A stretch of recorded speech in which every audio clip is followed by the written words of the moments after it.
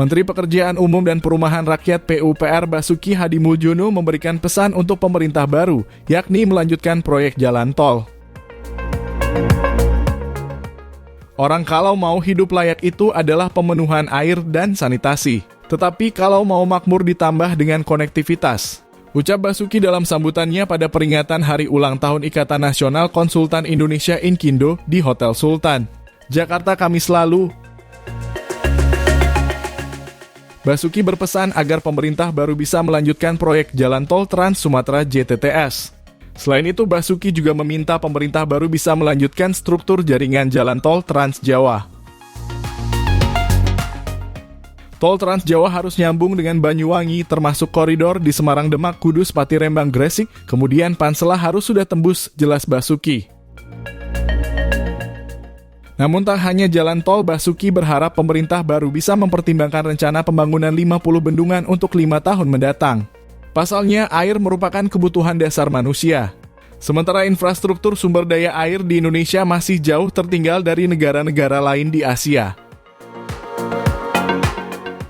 Sebagai perbandingan, Cina memiliki 98.000 bendungan, Korea Selatan memiliki 20.000 bendungan, Jepang memiliki 1.900 bendungan.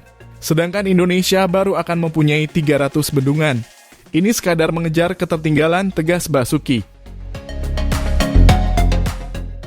Di sisi lain, Ketua Sekretariat Nasional Seknas Sumatera, Prismon menegaskan, Presiden dan Wakil Presiden terpilih Prabowo Subianto dan Gibran Rakabuming Raka akan melanjutkan pembangunan Tol Trans Sumatera.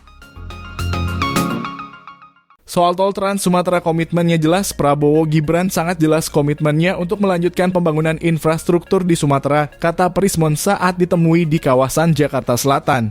Prismon mengatakan komitmen tersebut sudah dibuktikan oleh kepemimpinan Presiden Jokowi yang kemudian akan dilanjutkan di era pemerintahan Prabowo Gibran. Bahkan sejak awal pihaknya selalu mengampanyekan rencana pembangunan nasional yang dijanjikan Prabowo Gibran tersebut saat kampanye Pilpres 2024 lalu.